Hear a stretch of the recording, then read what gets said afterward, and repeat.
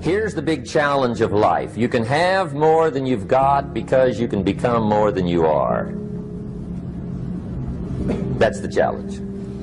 And of course the other side of the coin reads, unless you change how you are, you'll always have what you got.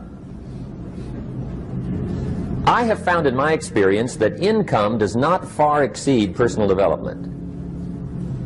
Now sometimes income takes a lucky jump, but sure enough, unless you grow out where it is, it'll usually come back where you are. Life has strange ways. If somebody hands you $1 million, best you become a millionaire quickly, so you get to keep the money. Otherwise, sure enough, it'll disappear. Somebody once said, if you took all the money in the world, divided it up equally among everybody, it would soon all be back in the same pockets. Incredible. Success is something you attract, not something you pursue. Success is looking for a good place to stay. So instead of going after it, you work on yourself. Personal development. See, the major question to ask on the job is not what are you getting. The major question to ask on the job is what are you becoming? See, the big question is not what am I getting paid here. The big question is what am I becoming here? Because true happiness is not contained in what you get. Happiness is contained in what you become. So that's our major subject for tonight, personal development. Of all the assignments Mr. Shoaff gave me at age 25, this was probably the most difficult. In fact, I'm still working on this one. I think it's an unending challenge to see what you can become. The next subject is called Basic Laws. And it's good to study the basics. And I call these basics primarily because they come from the Bible. Now, I'm not a theologian or a minister, and that'll be apparent. But Mr. Shoaff taught me that the Bible was a good textbook for ideas and stories and success equations, how to live the better life. I found out that was true. He also taught me that the Bible is as practical as it is spiritual, and I found out that's true. If you look at your bank account and your income and you're not happy, there are several places in the Bible to check to see what the heck's wrong so you can make the changes. And we're going to cover some of those tonight, called basics. Okay, the next subject is my favorite, setting goals. Mr. Shoaff taught me how to set goals. What a favor that was. One morning at breakfast, shortly after I met him, he said, Jim, let me see your current list of goals and let's go over them and talk about them. He said, maybe that's the best way I can help you get a better direction started. And I said, I don't have a list. He said, well, is it out in the car or home somewhere? I said, no, sir. I don't have a list anywhere. He said, well, young man, that's where we got to start. He said, I can tell you right now, if you don't have a list of your goals with you, he said, I can guess your bank balance within a few $100s. Which he did. And that got my attention. I said, you mean my bank balance would change if I had a list of goals? He said, drastically. That day I became a willing student how to set goals.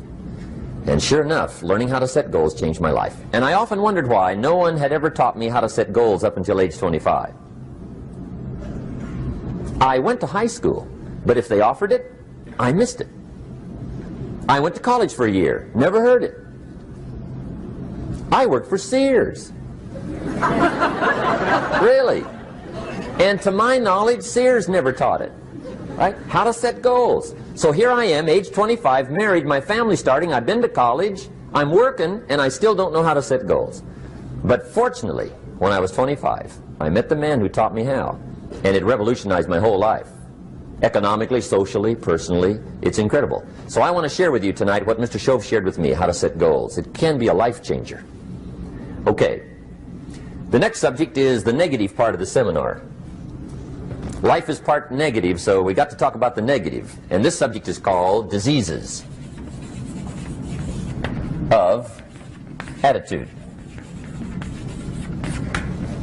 Diseases of attitude. There's a lot of things that can wreck your chances to do well. We live in a rather dangerous world, so you got to be not only wise, you got to be careful. Now, attitude diseases are just as bad as physical diseases, right? High blood pressure, heart trouble. I mean, a lot of things lace your chances to do well. So you've got to be careful. And attitude diseases are deadly. I mean, they'll destroy all the good things you start. Okay? So we'll go through those attitude diseases, how to spot them, how to look for them, what they are, and the cure.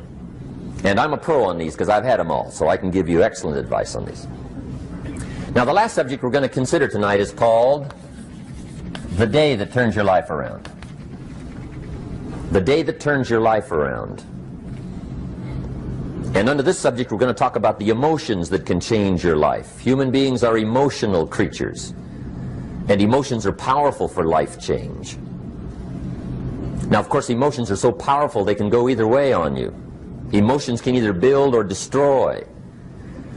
So you really have to employ emotions properly. We call civilization the intelligent management of human emotions.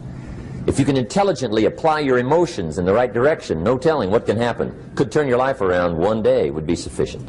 So we'll talk about those. Okay. Now that's a lot to cover in one evening, but we'll keep at it here and see if we can't get it all done. I'd like to have you now jot down the theme of the seminar. Every seminar should have a theme, I guess. We've got one. It's on some of our literature if you happen to notice it, but if you didn't, for your notes, here it is. The theme of the seminar goes like this: the major key to your better future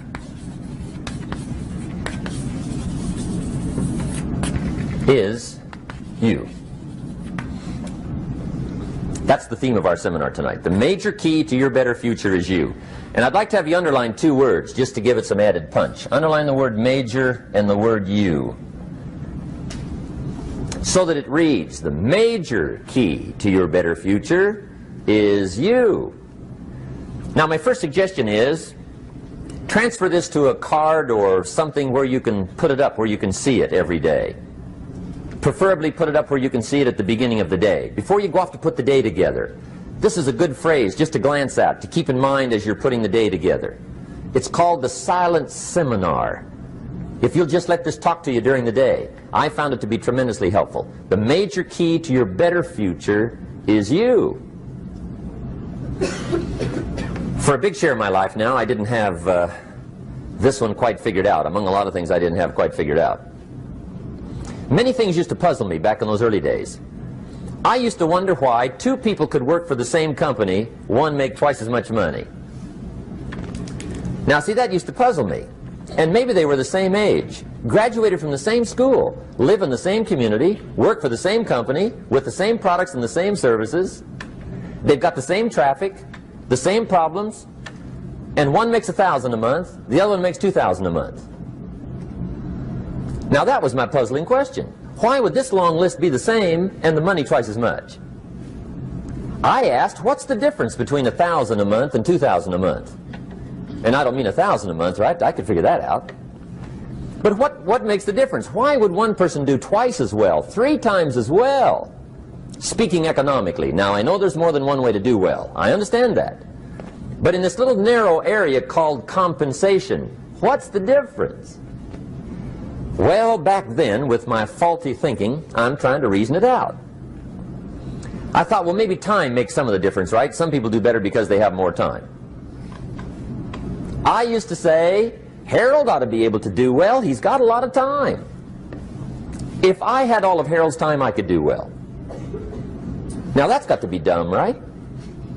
Number one, you can't get somebody else's time. A guy says to me one time, he says, you know, if I had some extra time, I could make some extra money. I said, then forget it. There isn't any extra time.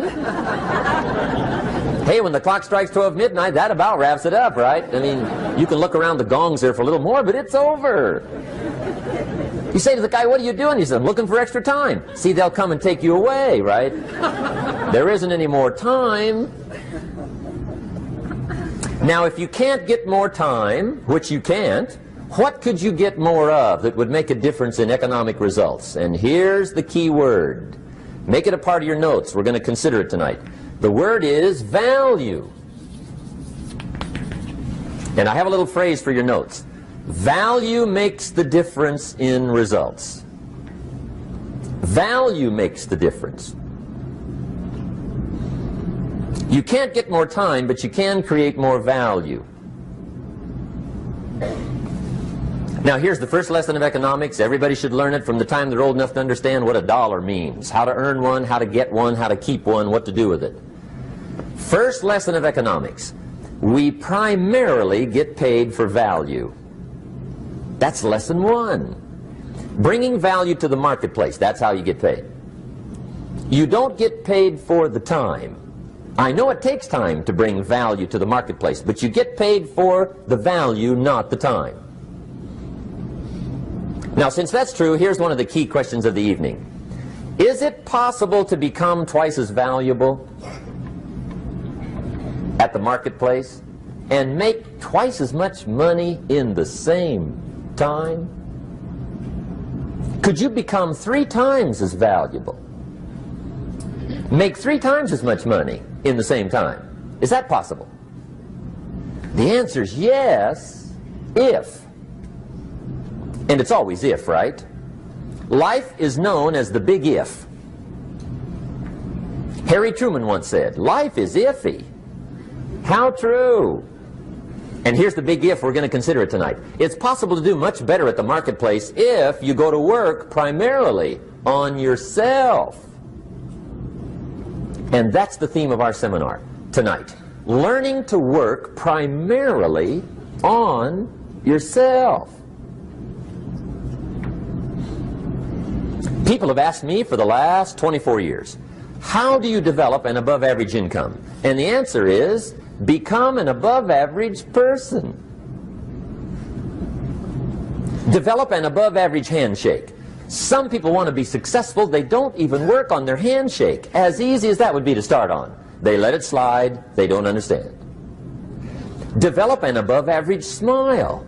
Develop an above-average excitement. Develop an above-average interest in other people.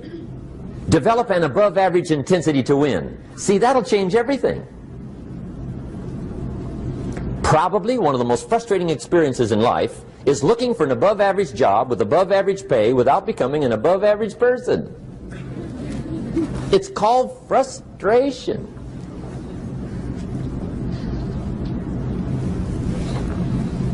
And Mr. Shoaff gave me probably the greatest clue he gave me when I first met him. He said, Jim, if you want to be wealthy and happy the rest of your life, just learn this lesson well. He said, learn to work harder on yourself than you do on your job.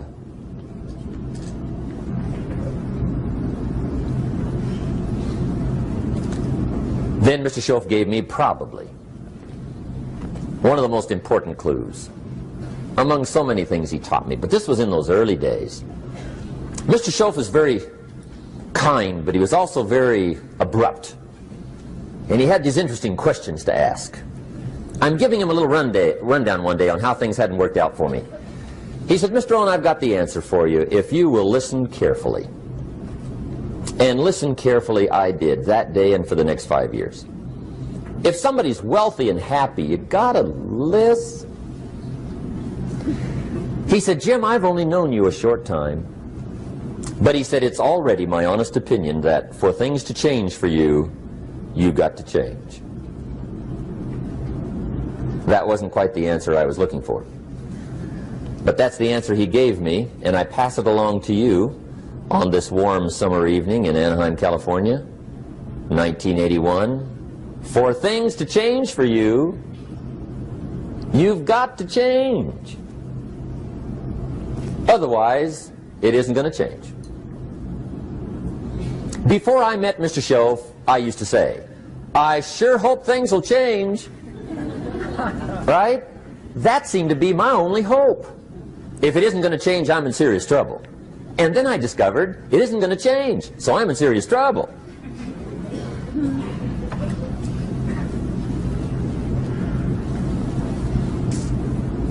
See, I can tell you what the 80s are going to be like. You have dropped into the right place. I did a seminar one time for Standard Oil executives and management in Honolulu. And we're having a conference one day on this big conference table. And one of them said to me, "Mr. Rohn, you know some fairly important people halfway around the world. What do you think the 80s are going to be like?" I said, "Gentlemen, I do know the right people. I can tell you." So they all listened very carefully. And I said, "Gentlemen, based on my wide experience, I can really honestly say to you, in my opinion, in the 80s, it's going to be about like it's always been." Aren't you glad you came? That's inside. I don't pass that around just everywhere. Now, of course, I said that to make a point, but I also said it because it's accurate. It's going to be about like it's always been. It isn't going to change. The tide comes in, and then what? It goes out. For 6,500 years that we know of, recorded history, and probably long before that. So it is not going to change. It gets light, and then what? It turns dark. 6,500 years. See, it's not likely to change. And we're not to be startled by that. If the sun goes down, the guy says, "What's happened? What's happened?" It means he hasn't been here long, I guess, right? It always goes down about this time. The guy says, "Well, I don't like that arrangement." Well, you got to talk to somebody besides me, right? It gets light, then it turns dark. In rotation, the next season after fall is what? Winter. Pray tell, how often does winter follow fall? Every year regularly for the last 6,500 that we know of. See, it is not going to change. Now, some winters are long, and some are short, and some are hard, and some are easy, but they always come right after falls. It isn't going to change. Sometimes you can figure it out, sometimes there's no way to figure it out. Sometimes it goes well, sometimes it gets in a knot. Sometimes it sails along, sometimes it gets in reverse. See, that's not going to change. The last 6,000 years reads like this: opportunity mixed with difficulty. That's how it reads. It isn't going to change. The man says, "Well, if it isn't going to change, how will my life ever change?" Answer, when you change. And whether I'm talking to high school kids or business executives, my message is always the same. And it goes like this: the only way it gets better for you is when you get better.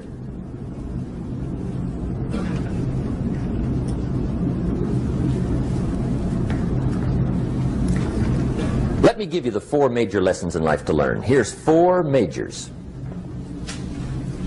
It's good to study the majors. In our weekend seminar we teach. Some people don't do well because they major in minor things. You've got to be on the lookout. At the end of every week, end of every month, you've got to check, make sure you're not spending major time on minor things. We go through that whole series. Majors and minors.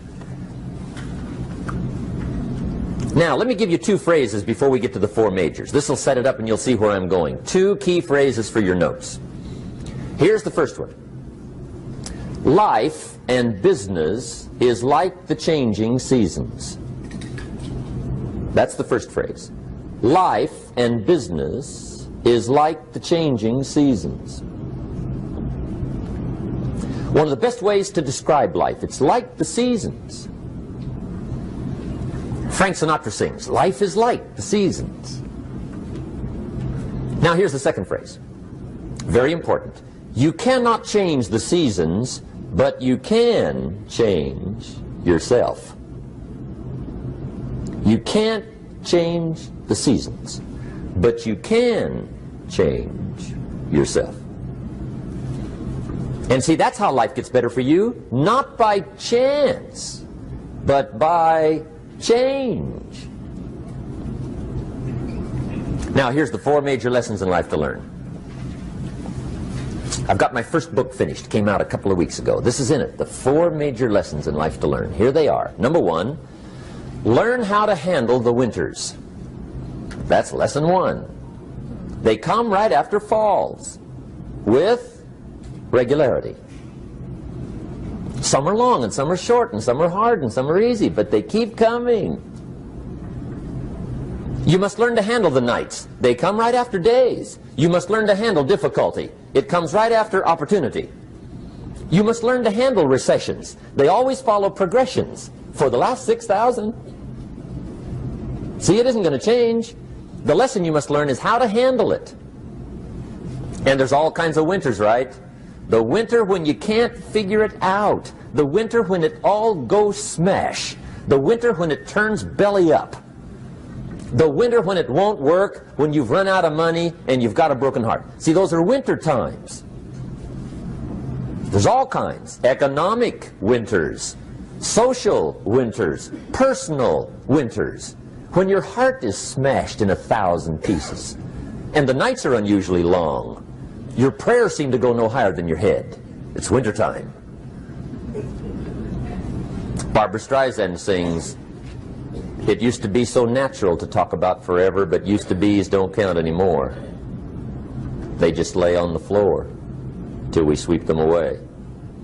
You don't sing me love songs, and you don't say you need me, and you don't bring me flowers anymore." A song of winter. But see, the disappointments come. Those are normal. That's part of life. But the question is, how do you handle it? How do you handle the coming winters and the disappointments and the downtimes? Well, you can't get rid of January by tearing it off the calendar. But here's what you can do. You can get stronger, you can get wiser, and you can get better. The winters won't change, but you can. And that's how life changes for you. See, before I understood, when it was winter, I used to wish it was summer. I didn't understand. When it was hard, I used to wish it was easy. I didn't know. And then Mr. Shoaff gave me a part of his very unique philosophy when he said, "Don't wish it was easier, wish you were better." See, that triggered my whole life change. Don't wish for less problems, wish for more skills. Don't wish for less challenge, wish for more wisdom. That's the key. So that's lesson one, learn how to handle the winters. Here's lesson two, learn how to take advantage of the spring. That's the second one. Spring is called opportunity. And spring follows winter. What a great place for it. If you were going to put it somewhere, that'd be the place to put it, right after winter. And pray tell, how often does spring follow winter? Every year with regularity, 6,000. You can almost count on it. See, opportunity always comes. Days follow nights. Isn't that terrific? Opportunity follows difficulty. But here's what you must learn to do. Underline these two words in that key phrase. Take advantage. Underline those two. You must learn to take advantage of the spring. See, just because spring rolls around is no sign you're going to look good come fall. You got to do something with it. In fact, you have to get good at one of two things in life. Planting in the spring or begging in the fall. Or get somebody to do it for you. See, those are about the only alternatives. Now here's what else you must do. Take advantage of the springs quickly, because there's only a few. Just a handful of springs have been handed to each of us. They don't come forever. Life is fairly brief. So you got to read every book you can get your hands on what to do with your springs while they're here. And take advantage, they soon run out. The Beatles wrote, "Life is so short." And for John Lennon, it was extra short. But life is brief. Elton John sings, "She lived her life like a candle in the wind." It's brief. So whatever you're going to do with your life, you got to get at it. Don't just let the springs pass. Here's the third major lesson in life to learn. Learn how to protect your crops all summer. You got to take care of what you start. Sure enough, as soon as you've planted your garden in the spring, the busy bugs and the noxious weeds are out to take it. And here's the next bit of truth. They will take it unless you prevent it. And that's the third major skill to learn. You've got to learn to prevent the intruder from taking all the good you start. It's one of the challenges. Here's two key phrases under number 3. First one, all good will be attacked on this planet. Maybe not the next one we get to, but on this one, all good will be attacked. Every garden will be invaded. Not to think so is naive. And here's the second phrase. All values must be defended. Political values, social values, community values, family values, marriage values, friendship values, business values. Every garden must be tended all summer. Third major lesson. Now here's number 4. Fourth major lesson in life to learn. Learn how to reap in the fall without complaint. Learn to reap come harvest time without complaint. Take full responsibility for what happens to you. It's one of the highest forms of human maturity, accepting full responsibility. It's the day you know you've passed from childhood to adulthood, the day you accept full responsibility. And another note, learn to reap in the fall without apology. Without apology if you do well, and without complaint if you don't. That's maturity. I used to have that long list of reasons why I wasn't doing well. To explain. You got to explain, right? Otherwise you're going to look bad.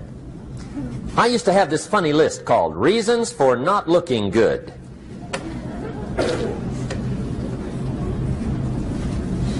I used to blame the government. I mean, you can believe that or not. It was at the top of my list. I had a lecture second to none. The government. That was on my list. I used to blame taxes. Look what you got left after they take everything. And they expect you to do well. That was on my list there.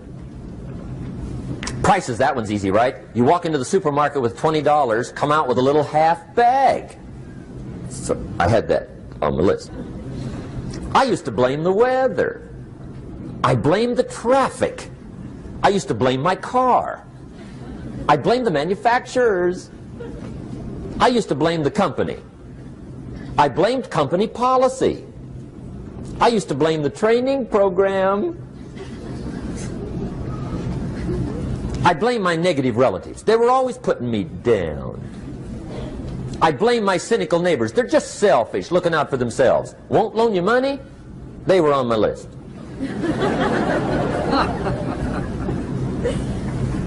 I used to blame the economy. I blamed the community.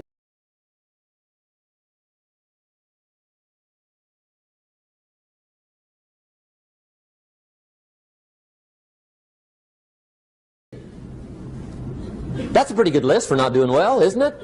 I thought it was good. I'll never forget one day, Mr. Shoaff was very kind, but he was also very blunt, and this was no exception. And I'm glad he was blunt. There's a lot of things I'd have missed if he hadn't have been blunt. One day, with sort of a curious look on his face, he said, "Jim, just out of curiosity, tell me, how come you haven't done well up until now?" Excellent question. I thought, well, so I won't look too bad, I'll go through my list.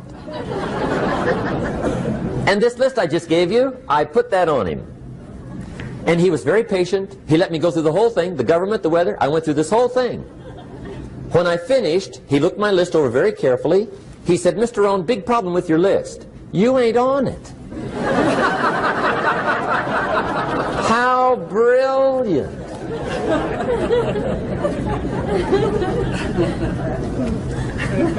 When I went to work for him a few months later, I learned very quickly to tear up my list, reasons for not doing well, and I threw it away. And I got me a fresh piece of paper. And I put one word on it. Me. There's a Black Heritage spiritual that says it's not my mother nor my father nor my brother nor my sister, but it's me, oh Lord, standing in the need of prayer. See, I used to blame everything outside. And then let me give you a little philosophy that helped turn my life around. For your notes, here it is. It's not what happens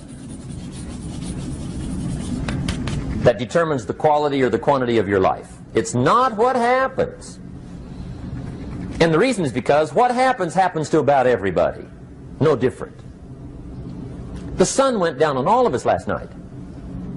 A common event, a happening. And I found out that the same things can happen to two different people. One gets rich and one stays poor. Why is that? It's because it's not what happens, but rather it's what you do that changes everything. So that's a key phrase. It's not what happens, it's what you do. What happens is about the same. You might put that in parentheses here. Same. What people do, that's what's different. Anything can happen, right? Everything can happen. I've heard all the stories. I've been one of the stories. Hey, we could all tell stories all night long, right? Happenings. Anything can happen. Have you heard of Murphy's Laws? Anybody here heard of Murphy's Laws? Okay, most of you have. Murph had these laws. One of them was, if anything can go wrong, it will. That's one of Murphy's Laws. He was not one of the great positive speakers of the day. But anyway, it's still true though, right? Anything can go wrong, everything can go wrong. For sure. I've fallen out of the sky so many times. Once to the tune of a couple of million. Devastating. Took me a while to survive that one. Now, it wasn't all that much, but it was all I had. Right? I mean, that's when it's much, right? When it's all you got. If you got 3, 2 go, you got 1 left, you ain't looking that bad. But when it all goes, has anybody been there when it all went? Anybody? Come on, the rest of you liars. Go ahead. Hey, we've all been there, right? When it all went. Of course, it used to be a long time ago, right? When you ran out of money, got to 0, you were all through. Heck, now you can whistle right on by 0, right? I mean, they will bury you. That's what they will do.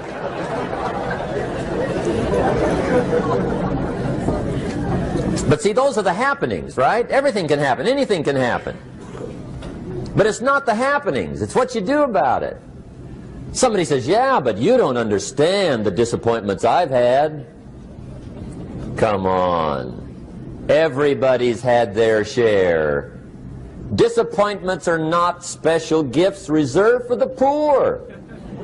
Everybody has them. The difference is what you do about them.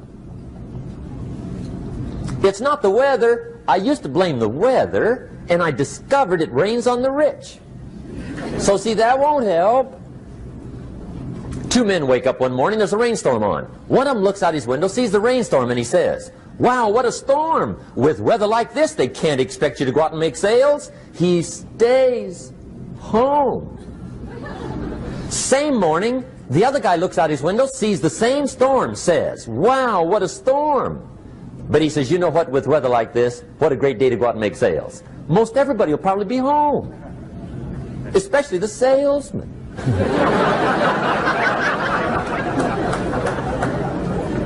See, that's the difference in how your life works out. It's not what happens, it's what you do. So here's one of the key questions of the evening. Starting tomorrow, what are you going to do that'll make a change in your life's direction?